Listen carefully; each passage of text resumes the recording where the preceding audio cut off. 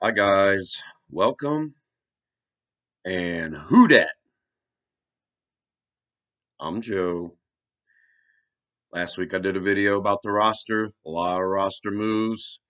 The Saints had to get down to 85 players this week, but they made a few extra moves as well, so I'm here to break those down for you.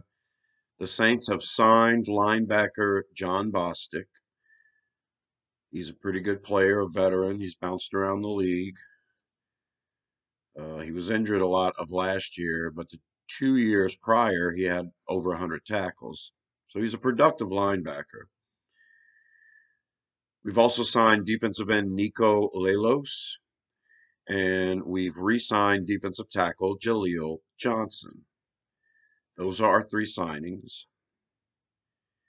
And we've cut a lot of fat off the meat. So we waived defensive end, defensive tackle TJ Carter. We have waived defensive end Scott Patchin. We've waived safety Jack Comer, who we've released and re signed earlier, but he's gone for good now, I guess. And we've waived kicker John Parker Romo. We've also waived injured players defensive back Jordan Brown, defensive back Bryce Thompson, and linebacker Isaiah Pryor. And we've placed offensive lineman Ethan Greenidge on IR. A lot of moves here. We made a bunch of them early in the week, and then by Tuesday, we had to be down to 85 players. So here are those players. First, the offense. As you can see, we've retained KJ Costello. I'm kind of happy we have because after the showing that we got from the quarterback play of Ian Book in our first preseason game, I'm kind of excited to see what Costello looks like. Hopefully, he'll get some playing time in one of these next two preseason games. Um, the first preseason game has been played. The Saints and the Texans. Texans win 17-13. The final score didn't really interest me. And I'm interested late in preseason games when it comes to, if certain players make plays and, fight to stay on this roster or to at least make the practice squad. So uh, the outcome of the game kind of really is irrelevant. You like to win them all, but I realized after watching the first couple of drives of the game, and then large changes were made en masse that we had seen, as close to what we're going to see in the regular season as we were going to see in the game. And the Saints did very well. The defense held the Texans to 2 3-and-outs to start the game. And the first drive with Andy Dalton at quarterback and the starters at offensive line, we marched down the field, 10 plays. Andy Dalton was perfect on the drive, 5 for 5, culminated in a beautiful screen pass that Dwayne Washington was able to catch and run in, made a good move and ran in. But that screenplay, of course, was set up by this great blocking. Eric McCoy, Andres Pete, who at the time I was saying what a great block, and no one on TV mentioned it. He gets a unfair shake, but Pete is a pretty good player a lot of the times. Offensive line is one of those things where when you make a mistake, it shows up. And Trevor Penning had a couple of bad plays, and it seems like that's kind of what sits with you when you finish the game. But going back and watching the film, he actually did really good. Pro Football Focus rated Trevor Penning as the highest rated rookie out of the first week of the preseason.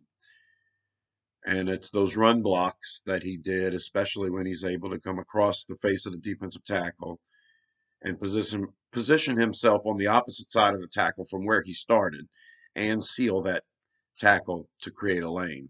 He did it a couple of times in the game. It was expert, so strong. Uh, it's kind of like one of those moves that even a first round draft pick would have a hard time mastering.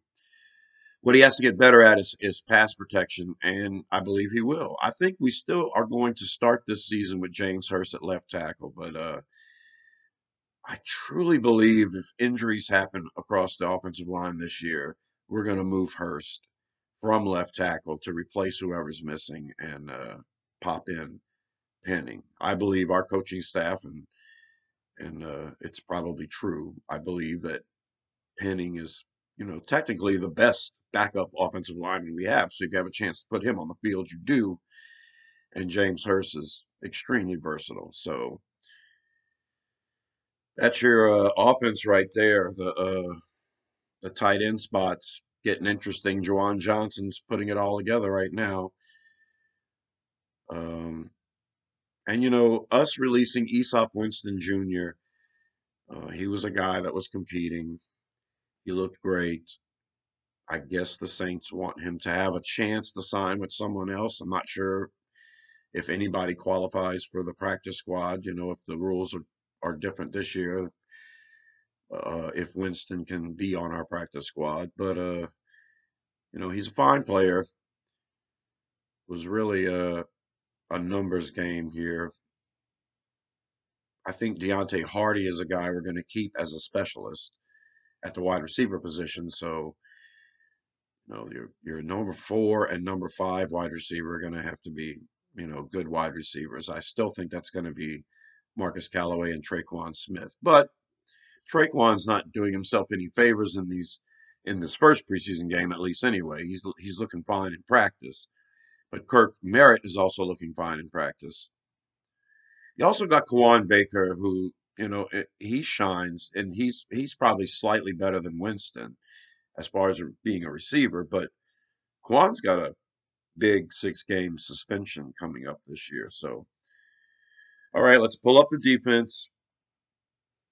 Here we go. We've got Jaleel Johnson back, and this Nico Lilos, who I know almost nothing about, but I didn't know much about T.J. Carter either, or Scott Patchin. So Nico Lilos is on the team now. John Bostic. Now, I get my depth chart from NewOrleansSaints.com now. I was going to ESPN, but NewOrleansSaints.com has, figured it out and fixed the problem they had to start the training camp periods. So I'm going with them, and I've seen reports of John Bostic being listed as all 3 linebackers across the board. Like I say, I got this from NewOrleansSaints.com. So we've got Bostic. He's a starter. Uh, I think Chase Hansen can play across the board at any position, and he looked great in the preseason game. He's only been back a week, so kudos to him. The team loves Pete Werner. He's coming back from an injury, and I guess they're just taking it easy with him. We already know what we have in Demario Davis. Also, Zach Bond is working his way back from an injury, and he participated in the practices with the Packers. So we'll see if he gets in the game this Friday night for preseason 2 game against the Packers. But Bostic is there, and there's a big chance because he's such a good veteran that he'll make the team. Now we've signed veterans before, and they're no longer on the team. Like Malcolm Brown at running back, that wasn't a given. He's not here anymore. Kiko Alonso was a veteran linebacker we brought in. He retired after 1 practice. So you can't say John Bostic is a sure thing. But there are a couple of players on this defensive roster right now that I'm positive will not make the team, including Brian Allen, who had an interception. this past preseason game, and in the next drive gave up a big play. DeMarcus Field is an undrafted guy, and he's working through it. I mean, he gets burnt a ton, but then he shows up every now and then. Probably a good practice squad candidate. Bryce Thompson was looking really good. It was really between him and Justin Evans as to who would be that fifth safety. Both of them ahead of Daniel Sorensen, but Bryce Thompson is injured, and we're going to settle with him. I expected Ethan Greenidge and Forrest Lamp to be on the practice squad. Greenidge is officially on IR, so he's out for the season, but that means we retain him, so we're still high on him. That's your excellent defensive players right there. So I'll pull up the offense and the defense. Here they are. These are the 85 players. If you count the players, I'm missing 3. That's because I'm not writing down our kicker, Will Lutz, our punter, Blake Gillikin, and our long snapper, Zach Wood. That makes your total 85. This is the most up-to-date. I'm recording this Wednesday morning. The second preseason game's in a couple of days. Wednesdays are a good day for me to record. I may try during the regular season to get something out by Monday if we play on a Sunday, but chances are that my videos will come out on Wednesdays. It's the best chance for me to record, and if I can, I will give another roster update next week because I'm certain more moves are going to come. I believe the NFL has to be cut down to either 73 players or 80 players by next week. So there will be another big shift in the roster. Until then, you guys stay tuned. Subscribe to Rosenfield 10 for more videos like this. I'm Joe. Thanks for watching. Go Saints. And who dat?